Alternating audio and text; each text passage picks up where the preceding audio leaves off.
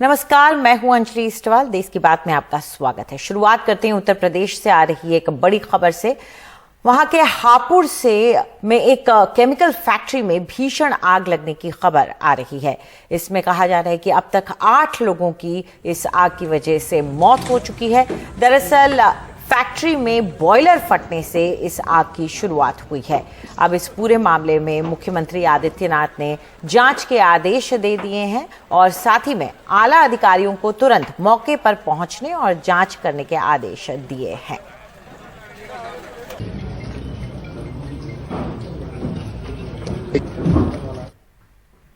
देखिए, ये industrial unit में एक यहाँ पर एक इक्विपमेंट्स बनाने की एक कारखाना है जिनको इलेक्ट्रॉनिक इक्विपमेंट के लिए अधिकृत किया गया था। उसमें एक ये एक्सप्लोजन की बात बताई गई है। इसमें कुल मिलाकर के 15 लोग इंजर्ड हुए हैं, जिनको की प्राथमिकता पर टॉप मोस्ट लेवल पर लोगों को हॉस्पिटलाइज किया गया है और जिनको सुरक्षित तरह से हर संभव इलाज कराया जा रहा है। अभी तक की जो सूचना प्राप्त हुई है उसमें 8 लोगों की दुखद मृत्यु हुई है। हमारी फॉरेंसिक टीम्स ने और हमारी जो रिलीफ और रेस्क्यू की टीम्स है वो सभी काम कर रही हैं। हम सभी संभव आयामों पर इसमें विश्लेषण अपना कर रहे हैं। और इस पर ज्यादा जानकारी के लिए आइए सीधा रुख करते हैं हमारे सहयोगी रवीश रंजन शुक्ला का। रवीश, क्या पता चल रहा है इस आग के बारे में? देखिए, बिल्कुल अंजलि, ये 2:30 बजे जो है वो फैक्ट्री में पहले बॉयलर फटने का बहुत ही तेज धमाका हुआ और बॉयलर फटने के बाद में अचानक फैक्ट्री में आग बहुत तेजी के साथ में फैली। और जो तस्वीरें मतलब आप लोग देख रहे हैं उससे लग रहा है कि पूरी तरीके से फैक्ट्री जो है वो नेस्तनाबूद हो चुकी है इस आग में। और आग फिर बुझाने का काम चला। इसमें 8 लोगों की मौत हो चुकी है, 15 लोग इसमें घायल हो चुके हैं। और इस बात की जांच की जा रही है कि आखिर ये बॉयलर में इतना तेज कैसे धमाका हुआ, उसकी पूरी जांच की जा रही है। मुख्यमंत्री की ओर से इस जांच का आदेश दिया गया है। अभी चूंकि गर्मी बहुत ज्यादा पड़ रही है तो इस इलाके में औद्योगिक क्षेत्र में यहाँ पर आग और बॉयलर फटने की घटनाएं भी आमतौर पर ज्यादा हो रही हैं, तो कहीं ना कहीं प्रशासन को भी इस ओर सख्ती बरतने की जरूरत है। लेकिन निश्चित तौर पर ये जो हादसा हुआ है ये बहुत ही दुखद हादसा है। इसमें 8 लोगों की इसमें जान चली गई है। और 2:30 बजे के बाद में जब ये बॉयलर में काफी धमाका हुआ, जब इसके बाद में आग लगी तो पुलिस को तकरीबन 2 घंटे लग गए इस आग को बुझाने में। फिलहाल अभी सर्च ऑपरेशन खत्म हो चुका है और किसी के भी फंसे होने की अभी आशंका यहाँ पर फैक्ट्री में नहीं है। तो 8 लोगों की मौत हुई है और 15 लोग घायल हुए हैं। जी अंजलि जी, इस पूरी जानकारी के लिए शुक्रिया आपका। तो फिलहाल इसकी विशेषज्ञों से जांच के आदेश मुख्यमंत्री आदित्यनाथ द्वारा दे दिए गए हैं।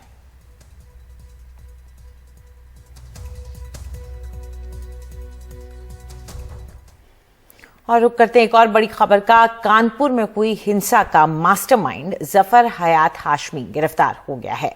आपको बता दें कि कानपुर हिंसा में पुलिस ने 3 FIR दर्ज की हैं और कुल 1536 लोगों के खिलाफ FIR दर्ज की गई हैं, जिनमें से 36 लोग तो नामजद हैं और करीब 1500 लोग अज्ञात हैं जिनके खिलाफ ये FIR दर्ज की गई हैं। दरअसल बीजेपी प्रवक्ता नूपुर शर्मा की एक विवादित और कथित रूप से अपमानजनक टिप्पणी हुई थी, जिसके विरोध में शुक्रवार को हिंसा भड़क गई थी। और इस विवादित बयान के विरोध में शुक्रवार को जुमे की नमाज के बाद दुकानें बंद कराने के दौरान 2 समुदायों के लोगों के बीच पथराव हुआ और 1 घंटे तक ये पत्थरबाजी चलती रही। पुलिस ने अब गैंगस्टर एक्ट के अलावा लूटपाट, मारपीट, बलवा समेत कई धाराओं में केस दर्ज किया है। प्रशासन के मुताबिक दंगाइयों की संपत्ति पर बुलडोजर भी चलाए जाएंगे। कानपुर हिंसा में 43 लोग घायल हुए हैं, जिनमें 13 पुलिस वाले हैं।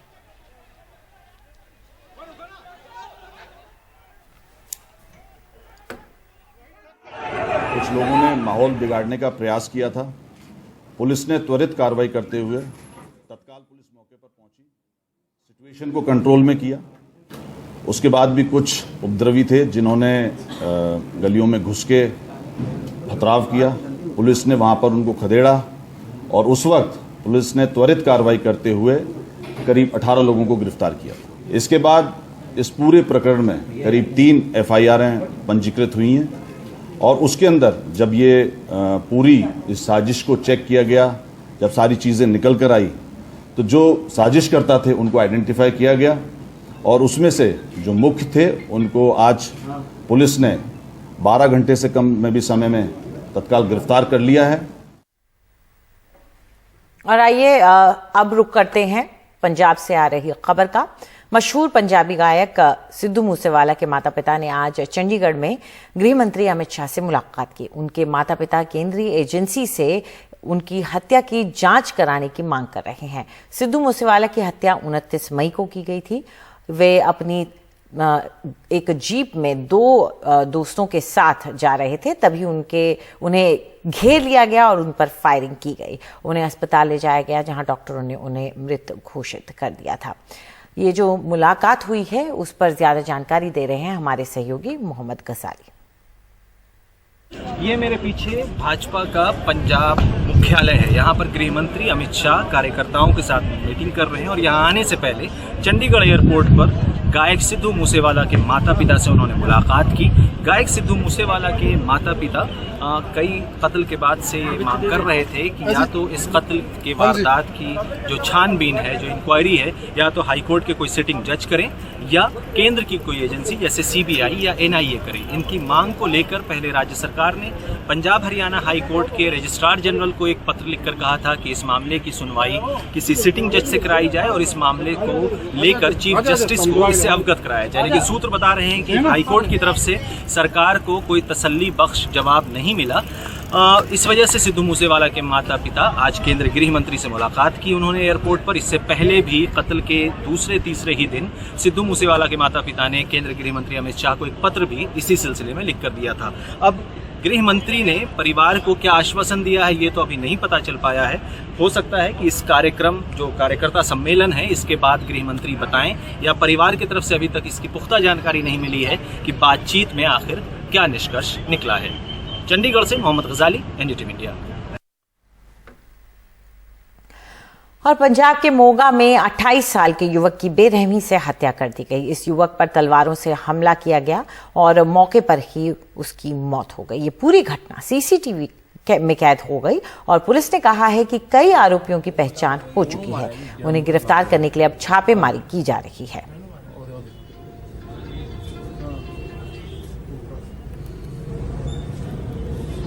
एक तस्वीर आई है जहां पर 28 साल के एक लेबरर यानी मजदूर की दिन दहाड़े हत्या कर दी गई है कल शुक्रवार को। उस सीसीटीवी फुटेज में कुछ 4 से 5 लोग दिख रहे हैं जिन्होंने अपना चेहरा ढका हुआ है और उस मजदूर को बीच बाजार में दौड़ाते हुए उसके ऊपर तलवार और उसके अलावा कुछ तेज धार हथियारों से उस पर अटैक करते हैं, हमला करते हैं। सड़क पर काफ़ी लोग भी हैं जो उसको देख रहे हैं। इसके अलावा उस शख्स के कुछ और दोस्त हैं जो उसको बचाने की भी कोशिश करते हैं। वो वहाँ से भागने की भी कोशिश करता है, लेकिन 4-5 लोग मिलकर उसको ज़मीन पर गिराते हैं और उसके बाद उसके गर्दन पर, उसके हाथ और पाँव पर तेज़ धार हथियार से हमला करते हैं और उसकी मौत हो जाती है। बाद में उसके कुछ दोस्त उसको अस्पताल भी ले जाते हैं, नागरिक सिविल अस्पताल जो है मोगा का, लेकिन वहाँ पर उसे मृत घोषित किया जाता है। पुलिस कह रही है कि इसमें एक FIR भी दर्ज कर लिया गया है अज्ञात लोगों के खिलाफ, क्योंकि सीसीटीवी में उनकी पहचान नहीं की जा सकी है अभी तक, क्योंकि उन्होंने अपना चेहरा ढका हुआ था। लेकिन इन सभी वारदातों को अगर देखें तो कहीं ना कहीं पंजाब में कानून व्यवस्था पर सवाल उठ रहा है। दिन दहाड़े एक गायक की हत्या कर दी जाती है, उसके बाद दिन दहाड़े एक मजदूर की हत्या कर दी जाती है। ऐसा नहीं है कि पंजाब में ये घटनाएं पहले नहीं होती थी या पिछली सरकारों में नहीं होती थी। पंजाब के DGP VK भवरा ने कुछ दिन पहले जब पंजाब में ऐसी वारदातें बढ़ रही थी तो आंकड़ों के हिसाब से ये बताया था कि साल 2020-21 और साल 2022 में अगर आंकड़ों के हिसाब से देखें तो अभी भी हत्याओं का मामला कम है। लेकिन अगर आंकड़ों की बात ना करें तो कहीं ना कहीं लोगों के, आम जन के, अगर साइकोलॉजी की बात करें, साइकोसिस की बात करें, तो कहीं ना कहीं ये पता लगता है कि ऐसी घटनाओं से लोगों के दिल में भी ये सवाल उठने लगा है कि क्या सही में पंजाब सरकार कानून व्यवस्था संभालने में सकुशल है या नहीं है। इसको देखते हुए पंजाब सरकार ने ADG लॉ एंड ऑर्डर को भी बदला। इसके अलावा जेल से जो गैंगस्टर्स काम कर रहे हैं, जिसकी पुख्ता जानकारी सरकारी डिपार्टमेंट है, पुलिस के पास भी है, इंटेल के पास भी है, तो एक काबिल अफसर IPS हरप्रीत सिद्धू को जेल्स का महकमा भी एडिशनल चार्ज के तौर पर दिया गया। अब देखना होगा कि कैसे पंजाब सरकार कानून व्यवस्था को कंट्रोल में रखती है और आगे आने वाले दिनों में इन वारदातों पर रोकथाम लगाती है। चंडीगढ़ से मोहम्मद गजाली, एनडीटीवी इंडिया। और अब खबर कश्मीर से। दक्षिण कश्मीर के शोपियां जिले में आतंकियों ने कल देर रात प्रवासी मजदूरों को निशाना बनाया। शोपियां के अगलर जैनापोरा में आतंकियों ने मजदूरों पर ग्रेनेड से हमला किया। हमले में 2 मजदूर घायल हुए हैं और दोनों को इलाज के लिए अस्पताल में भर्ती कराया गया है। इलाके में घेराबंदी कर आतंकियों की तलाश की जा रही है। इसके अलावा अनंतनाग के ऋषिपोरा इलाके में आतंकियों और सुरक्षा बलों में एक मुठभेड़ भी हुई। इस मुठभेड़ में एक आतंकी मार गिराया गया है, जबकि 2 सुरक्षा बलों के जवान घायल हुए।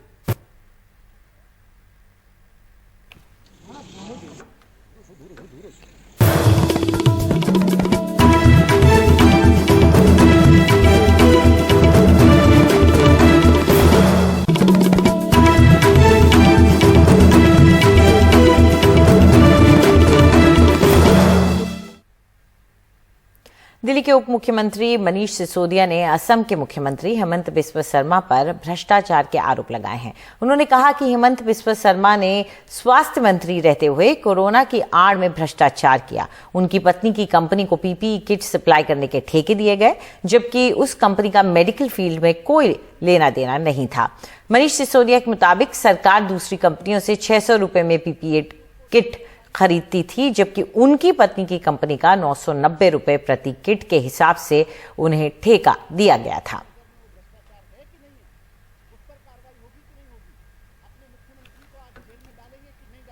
इसमें सबसे बड़ी दिलचस्प बात यह है कि उस वक्त सरकार एक और कंपनी और अन्य कंपनियों से 600 रुपए में पीपीई किट खरीद रही थी। प्रति पीपीई किट 600 रुपए में खरीदती थी, लेकिन भारतीय जनता पार्टी के नेता की पत्नी की कंपनी थी, स्वास्थ्य मंत्री और अब के मुख्यमंत्री जी की पत्नी की कंपनी थी।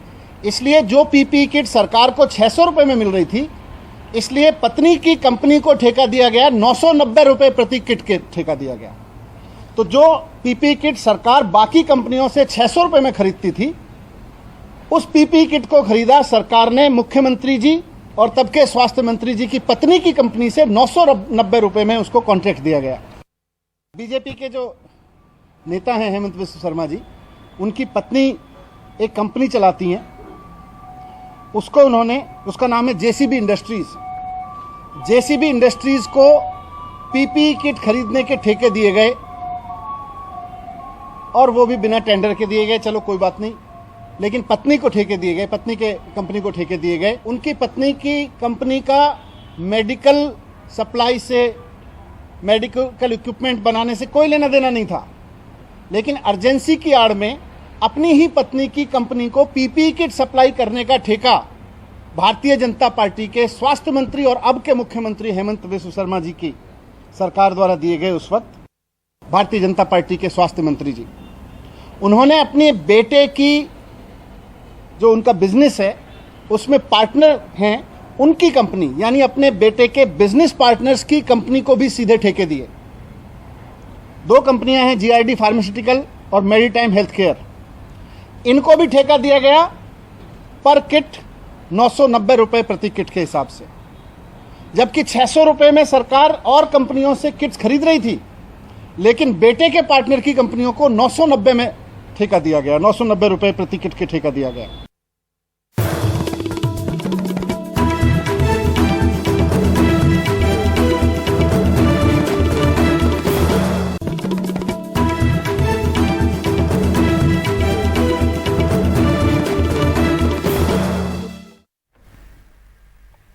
आज से दिल्ली सरकार ने एक तिरंगा सम्मान समिति बनाई है, जो दिल्ली में लगाए जा रहे तिरंगों का रखरखाव और सम्मान का ध्यान रखेगी। दिल्ली के मुख्यमंत्री अरविंद केजरीवाल ने कहा कि दिल्ली में अब तक करीब 400 तिरंगे लगाए गए हैं और 15 अगस्त तक 500 और तिरंगे लगेंगे और इनका ख्याल रखेगी ये तिरंगा सम्मान समिति। तिरंगों की राजधानी बन गई है और दिल्ली में लगभग 400 झंडे तो लग चुके हैं। 500 तिरंगे 15 अगस्त तक लगा दिए जाएंगे।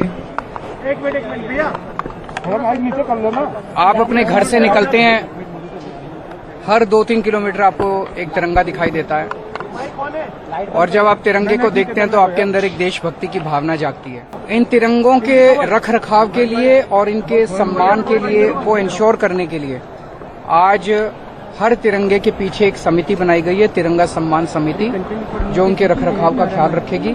बहुत जल्दी दिल्ली सरकार एक नया कार्यक्रम चालू करने जा रही है, हर हाथ तिरंगा, कि हर नागरिक के हाथ में तिरंगा होना चाहिए, ताकि वो 24 घंटे उस देशभक्ति की भावना से भरा रहे और सोचे कि मैं देश के लिए क्या कर सकता हूं। मोबिलाइज करना है पहला काम। आपको अपने इलाके के अंदर सुनिश्चित करना है कि कोई भूखा नहीं सोना चाहिए। दूसरी चीज सुनिश्चित करनी है, ये 1000 वॉलंटियर्स जो हम तैयार करेंगे, घर घर का मुआयना करके ये सुनिश्चित करना है कोई भी बच्चा स्कूल के बाहर नहीं होना चाहिए, सारे बच्चे स्कूलों में होने चाहिए। तीसरी चीज, सबको अपने फोन नंबर दे देना, किसी के घर में कोई बीमार हो उसको अच्छे से अच्छा इलाज मिलना चाहिए। चौथी चीज, कोई भी व्यक्ति बेघर नहीं होना चाहिए। और पांचवी और आखिरी चीज, हमें अपने इलाके की सफाई सुनिश्चित करनी है।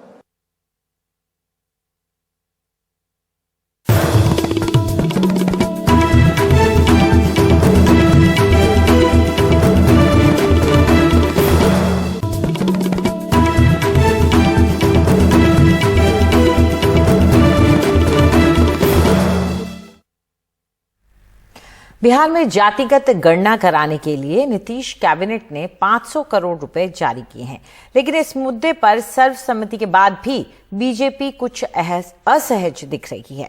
मनीष कुमार की रिपोर्ट। भले बुधवार को इस सर्वदलीय बैठक में सभी फैसले सर्वसम्मति से जातीय गणना पर लिए गए, लेकिन बिहार भाजपा जो शुरू से इस मसले पर असहज रही है, उसने नीतीश कुमार सरकार से अपने राजनीतिक एजेंडा के तहत आखिर ये मांग रख डाली। गणना से रोहिंग्या और बांग्लादेशियों को यह एक आवरण मिल जाए छद्म नागरिकता का, इसकी सावधानी बरतनी है। और दूसरा, सीमांचल में एक बहुत बड़ा समाज है जो कि मुस्लिम में अगड़ी जाति में आता है, शेख समाज में। और मैं जानता हूं कि एक पूर्व मंत्री थे जो कि शेख समाज के थे और उसके बावजूद वह कुल्हड़िया लिख करके ओबीसी के में चले आए थे। तो ये चीजें इस गणना में नहीं हो, इसका ध्यान बिहार सरकार को हर हालत में रखना होगा। हालांकि जायसवाल ने खुद माना है कि फिलहाल गणना में क्या क्या सवाल होंगे और उसके अंतिम स्वरूप पर निर्णय होना बाकी है, लेकिन पार्टी के सांसद राकेश सिन्हा ने तो यहाँ तक कह दिया है कि इससे समाज में संघर्ष बढ़ेगा। हालांकि मुख्यमंत्री नीतीश कुमार का कहना है कि असल में इसके बहाने सब लोगों की आर्थिक स्थिति का भी पता चल जाएगा। समझिए कि बिना सहमति के हुआ, सर्वसम्मति से तय हुआ और बहुत अच्छा होगा, आप देखिएगा। फिलहाल नीतीश इस मुद्दे पर कम से कम अन्य दलों, खासकर तेजस्वी यादव के समर्थन से भाजपा को अपने अनुसार झुकाने में कामयाब रहे हैं। पटना से कैमरामैन हबीब अली के साथ मनीष कुमार, एनडीटीवी इंडिया के लिए। और कुछ देर पहले हमारी सहयोगी ने बात की है स्वाति मालीवाल से, जो कि दिल्ली की महिला आयोग की अध्यक्ष हैं। नमस्कार, मैं कादम्बिनी शर्मा हूं आपके साथ और इस वक्त हमारे साथ जुड़ रही हैं दिल्ली महिला आयोग की मुखिया स्वाति मालीवाल। स्वाति मालीवाल, आपका बहुत स्वागत है। और सबसे पहले तो मैं कहूंगी कि आपने आवाज उठाई इस बेहद आपत्तिजनक विज्ञापन को लेकर, आपने शिकायत की, उसके बाद कार्रवाई हुई है। कब आपकी नजर में आया पहली बार कि इस तरह का एक निहायत आपत्तिजनक विज्ञापन जो है वो सामने आया है, लोग उसको देख रहे हैं और सोशल मीडिया पर भी सवाल कर रहे हैं? कल रात ट्विटर पे मुझे पता चला कि इस तरीके का एक बहुत ही ज्यादा आपत्तिजनक विज्ञापन टीवी पे खुलेआम चल रहा है, बार बार चल रहा है, जिसमें सीधे सीधे महिलाओं को गैंगरेप करने का एक जो मेंटालिटी है उसको बढ़ावा दिया जा रहा है। तो कल रात ही हमने तय किया कि इसके ऊपर हमें एक्शन लेना चाहिए। आज सुबह सुबह मैं ऑफिस गई और हमने दिल्ली पुलिस को नोटिस इशू किया कि एफआईआर दर्ज कीजिए, और साथ ही इंफॉर्मेशन एंड ब्रॉडकास्टिंग मिनिस्टर को हमने पत्र लिखा कि इसको बंद करवाइए, इसको ऑफ एयर करिए, बैन कीजिए और ऐसा एक सिस्टम बनाइए कि जिसमें इस तरीके के एड जो सीधे सीधे गैंगरेप कल्चर को प्रमोट करते हैं उनके ऊपर एक्शन हो सके। और इस पर्टिकुलर कंपनी के ऊपर मेरे हिसाब से पेनल्टी भी लगनी चाहिए, क्योंकि इस कंपनी ने सीधे सीधे चीप पब्लिसिटी के लिए ये डर्टी टैक्टिक्स प्ले करे हैं, जिसकी वजह से मुझे लगता है काफी ज्यादा नुकसान हुआ।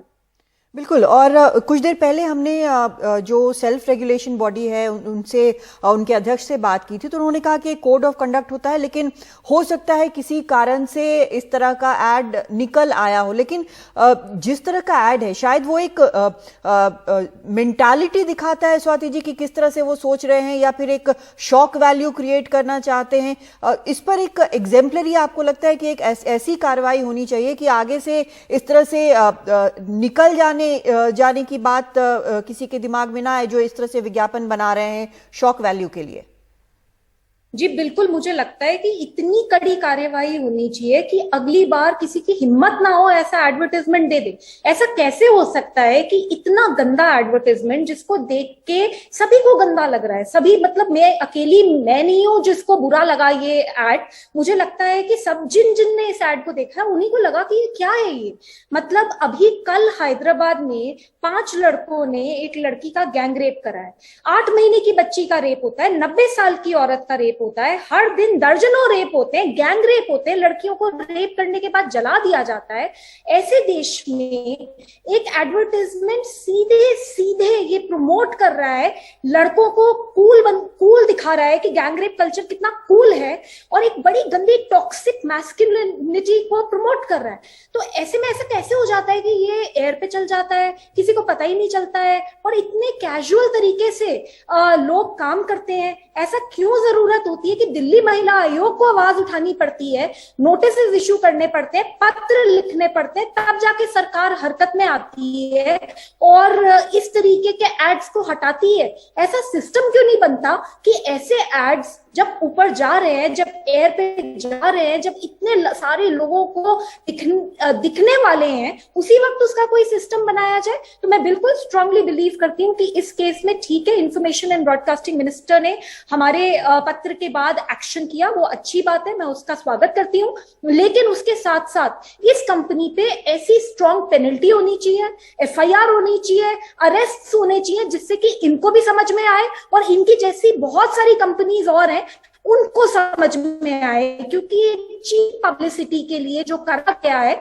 ये बहुत गलत। जी, आपको लगता है कि इस मामले में जो सेल्फ रेगुलेशन की बात की गई है, जो एक बॉडी है, वो उसने कहीं ना कहीं उसकी नजर से बच गया है, या काम नहीं किया है सेल्फ रेगुलेशन यहाँ पर? जी बिल्कुल काम नहीं करा है। वो एड इतना गंदा है, वो इतना क्रिंज वर्दी है, उसको देखो आप तो गुस्सा आता है। उसमें साफ साफ लड़की को स्टॉक करा जा रहा है। वो 4 लड़के आपस में बैठ के बात कर रहे हैं कि कैसे हम गैंगरेप करें, और उसके बाद एक मजाकिया तौर पे पूरे एड को खत्म कर दिया जाता है, जैसे कि गैंगरेप तो एक बड़ा मजाक की बात है, बड़ी हल्की बात है। तो इतना गंदा एड टीवी पे चल जाता है तो किसी की तो जिम्मेदारी होनी चाहिए ना। Who is that one person, one authority who is accountable? So somebody has to be held accountable, and that is why Delhi police को भी हमने नोटिस इशू करा है, FIR दर्ज करो। कौन है वो महान आदमी जिसकी वजह से ये एड चल गया? कौन है वो महान आदमी जिसने क्रिएटिव प्रोसेस ऐसी चलाई कि महिलाओं के इतना विरोधी एड वो चला के बना देता है और उसके ऊपर कोई एक्शन नहीं होता? तो बिल्कुल एक्शन होना चाहिए, और मुझे तो लगता है कि हमें एक ऐसा एग्जाम्पल सेट करना चाहिए जिससे कि आगे कभी भी इस तरीके का एड कभी मतलब ऊपर एयर पे जा ही ना पाए। बिल्कुल। एक आखिरी सवाल स्वाति जी आपसे कि कई बार कहते हैं कि जो फिल्में होती हैं या एड्स होते हैं वो एक तरह से सोसाइटी का रिफ्लेक्शन होता है। दूसरी तरफ ये भी कहते हैं कि जो लोग देखते हैं उससे सीखते हैं। इसको आप किस तरह से देख रही हैं? देखिए, मैं मानती हूँ बिल्कुल कि मीडिया जो है वो एक बहुत बहुत पावरफुल मैकेनिज्म है, एक बहुत पावरफुल मीडियम है जिससे हजारों लाखों करोड़ों लोगों तक पहुंचा जा सकता है, और बहुत रिस्पॉन्सिबल मीडियम भी होना चाहिए। तो ये जो हुआ है, ये एक ऐसा हथियार यूज करा है लोगों ने जिसकी वजह से बहुत लोगों तक ये मैसेज गया होगा, और पता नहीं कितने लड़कों को ये लगा होगा कि हाँ ये बड़ा कूल है, इस तरीके की बातें बड़ी आपको बड़ा हिप बनाती हैं, आपको बड़ा कूल दिखाती हैं, आपको बड़ा पॉपुलर बनाती हैं। तो मैं मतलब इससे बहुत डिस्गस्टेड हूं। मुझे लगता है कि इसके ऊपर एक्शन होना चाहिए। पर ये कहना कि पूरी की पूरी सोसाइटी का ये माइंडसेट है और इसीलिए इस तरीके के लोगों ने इस तरीके का एड बनाया, मैं इससे अग्री नहीं करती। क्योंकि कितने हजारों कॉल्स दिल्ली महिला आयोग को आए, कितनी हमारे पास कंप्लेंट्स आई हैं। तो ऐसा नहीं है कि लोगों को सबको ऐसा लग रहा है कि ये बड़ा कूल है, लेकिन डेफिनेटली जो इंप्रेशनेबल स्टेज पे एज पे बच्चे हैं उनके लिए ये एड बहुत डेंजरस है। क्योंकि हमें अपने लड़कों से बात करनी पड़ेगी, हमें उन्हें समझाना पड़ेगा कि लड़कियों का ऑब्जेक्टिफिकेशन, ये सोचना पीछे खड़े होकर लड़कियों को स्टॉक करना और उनके बारे में इस तरीके से गंदी बातें करना कहीं से भी कूल नहीं है।